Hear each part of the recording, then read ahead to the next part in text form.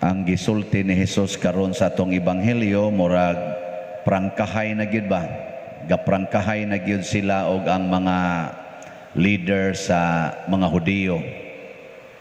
Iyang gihisgutan ang ilang gipangbuhat niya, iya dayong gihimuan og komparison sa ilang pagtratar niya.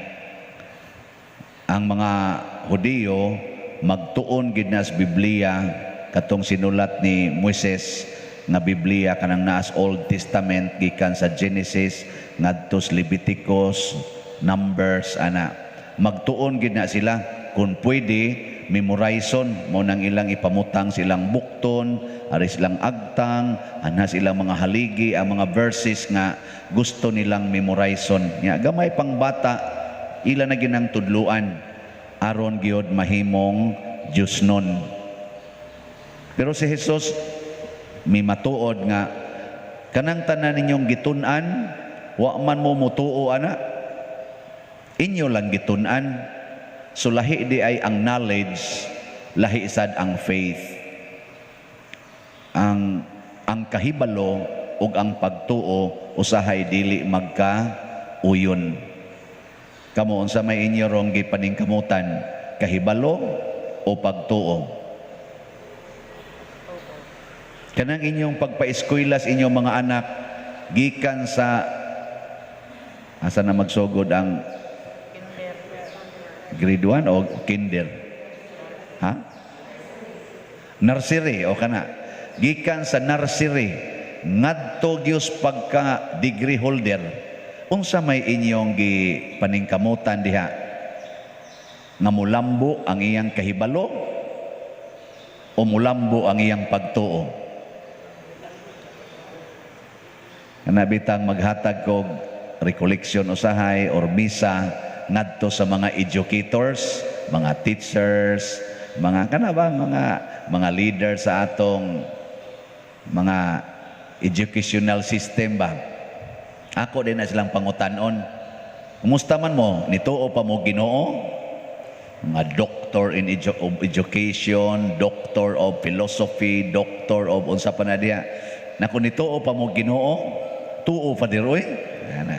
Nya kaningon man ang Ginoo nga ayaw mo pagkabit-kabit, wa mo magkabit-kabit ron.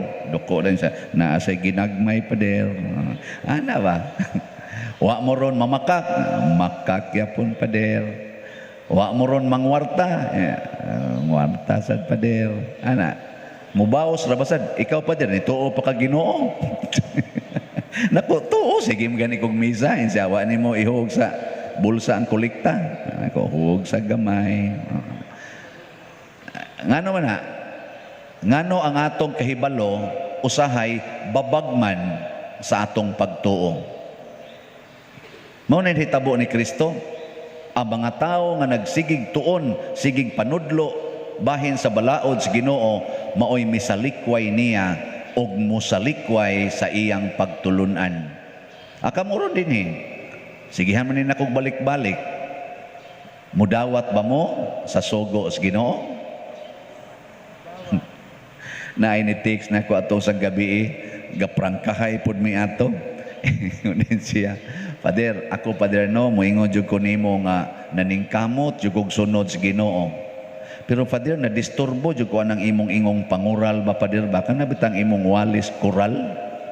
Kay kanigong among balay Pader, ingon siya, kanang dapit sa luyos amo bay nang yuta na mo diha, usahay anha managsuyop ang mga manuyupay, gani gahimo na gay sila murag kunog kanang gamay bang kubul-kubul ba nga mao ila didtong suyupanan, anha pag yung kuno manag bisag unsa lang kana mangawat silag manok anha luto. Mga mag-ihaw sila, mamingwit sila iro, anha nila lutoon niya, magbudol sila dito siya niya ang ilang mga hugaw anha diay pamilin ana ba o na nga ila kunong gikural niya sala ba kuno na saan wa man ko katubag ato kamo kuno ba tubag kuno mo ba sala dili but lang mangutana pa ko sa Holy Spirit. Ako siyang gitubag bitaw niingon ko nga ang kaning pagpangural duha na ang iyang tumong na ay Diosnon na ay tawhanon. Kung ang imong pagpangural Diosnon, congratulations adto kas langit tungod sa imong kural. Kung ang imong pagpangural tawhanon, pasabot sa imo lang bang kaugalingong panghukom, sa imong kaugalingong kahibalo, aka na mahimo na nang makapaimpierno nimo imong kural.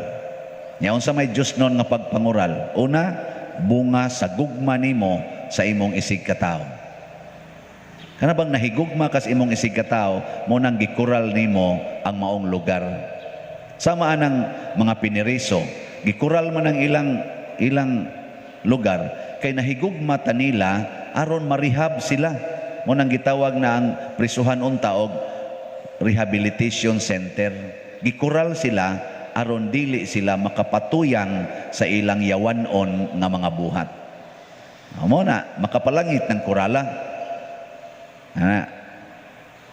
Or nangural ka aron maminusan ang sala sama atong adto magsuyop o kaha kanang mga bang maghimo bag mga krimen adto didto. Kural aron di na wa na sila lugar nga kabuhatan sa ilang mga yawanong buhat o maminusan sad or adto baagi ang imong bana padung adto siyang kabit. Imong kuralon ni ayaw taga igiyawi aron di na kay iyang kabit to man nagpuyo sa unahan luyos niyong balay adto siya agi kurala ra gud na nya ayaw na pagkuan ari na naagis tubangan makit-an na nimo so maminusan magpanagana naman tog lipot ngadto pero sa una lahos ra ditso ra way problema maminusan or mangawat ang imong mga silingan sa inyong mga prutas, mga tanom haron mahinay-hinayan di na kay sila kapangawat imong koralon kana nindot na. Pero ang tawhanon mausad ni kahakog ba ako ning yuta kana yung inana ba to ako ni wa mo'y labot ang musod piti kana mao na siya kuan sala tawhanon man na. Ikaduha, bungas kasuko animal mo sige mong pangawat dinhi kuralon ko ni sige ro balik mo ron diri kana bungas kasuko. Weka mo ba ang inyong kural unsa na Diosnon o tawhanon? Mo bala mo diya nganong ako may inyong tutok-tutukan wa man ko mangural. Ang ako lang ba Diosnon og tawhanon? Mao sad na ang knowledge og ang faith. Ang faith nakasentro sa Ginoo, ang knowledge nakasentro sa tao.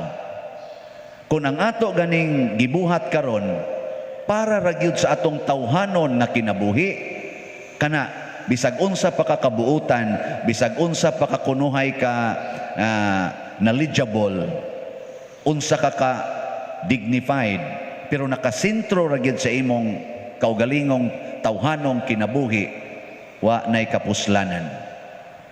Kay inig atubang nimo sa pagtulunas Ginoo, muriak gyud ka. Muriak ka pare anang buutan kay asawa, sige gyud simba aron lang gyud nga munindot ang iyang kinabuhi, di siya masakit, masulbad ang mga problema. Kana ingon ana ba tawhanon man na aron dili dayon mamatay ang iyang bana, ang iyang mama, aron mulampos ang iyang mga anak, aron makatrabaho, aron mulambo. Kana pulos man na tawhanon, aron di mi makabsas pagkaon, aron maka-abroad, aron unsa pa na diha. Pulos gyud tawhanon ba? Nya buutan kunuhay kay ka, sige kag rosaryo, adto kas adoration, sige kag fasting. Wa mao na gibuhat sa mga Parisiyo, mao man gibuhat sa mga Hudiyo. Pero pag atubang nilang Kristo, suko gid sila. Nasuko. Kay nga naman, giingnan mang Kristo, ibaligya ang tanan ninyong katigayunan og ihatag ang halin ngadtos mga kabos. Higugmaa ang inyong kaaway, pasaylua ang nakasala ninyong kapituan kapito. Awa na, nangalusno na sila, Kung tamparoson imong pikas, aping ipatamparos lang sang pikas. Kung kamo magpahulam, ayaw na paningil og bayad. Kung may mukawat sa imong butang, ayaw nagbawia. Pagtudlo ni Kristo ani na kayong sa nayabag na ning tawhana, patyon tani.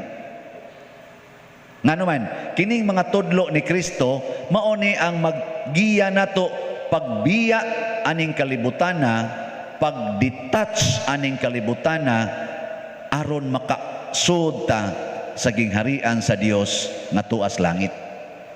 So nakasentro sa Ginoo ang faith, ang knowledge nakasentro sa atong human existence. Beka mo karon, unsa may naa ninyo ron? Nganong nanimba man mo? Gusto mong malangit o gustong way COVID? Sa unang pagbasa, atong unang pagbasa ba, si Moises intercede siya sa mga tao. Patyo na untas Ginoo ang mga tao, kay ila gahimuhimo na sila based on their knowledge, gahimuhimo sila ilang Dios. Si Moises maoy pakgang nganuman gitan-aw ni Moises ang ilang kalag. Ningon si Moises, og patyo ni Ronimo Lord, pagkadaghan sa maiskandalo. Una, mga matay sila sa ilang sala. Ikaduha, ang mga Ehiptohanon nga nagtan-aw nga imo silang gimahal, nya gipamatay ra day dinhi, din asad sila motuog Ginoo. So gusto ni Moises nga masintro gyud ang Ginoo. Nagsakripisyo si Moises pag-atiman ato mga taong gahig mga ulo, aron lang sa hinay-hinay makaamgo sila nga ang Ginoo gid ay may importante, dili ng mga baka, mga larawan sa kalibutan. Nindot no. Natanaw ang imong bana patyono na untas Ginoo kay sigig pangabit ing na Ginoo in town, ayaw sagpati akong bana hastang iyang kabit. Ana, maluoy taon kanila Lord, ayaw sila tagaig COVID. Ana ba? Mura kag si Moises ba? Kaya ang ilang kalag Lord na miligro tao nas impierno. Nya kung gusto gini mong tagaan silag sakit, diri na lang ihatag nako. Ana. Nduta no? Mo ana mo, mga asawa. Imbis nga ibangga nimong ilang gisakyan karon Lord, ako nalay ibangga. Mo ana ba? Okay mo? Adik mo okay? Porti gid ninyo kayawan on pagid no? Muna si Jesus, ningon si Jesus, ayaw silag hilabti. Ako lang mao'y patya. Ayaw silag hilabti. Ako mao'y patya. Ayaw paagasa ang ilang dugo. Ako mao'y ihawa. Og mo na gihandom nato karon niining atong pagsaulog na sad sa Kwaresma o sa umaabot nga Easter Sunday. Ang Ginoo mao'y nagpakamatay para natong mga buangon. Ang Ginoo mo'y nag-antos para natong gasigig pangita sa kalami o kahayahay sa kalibutan. Nindog ta.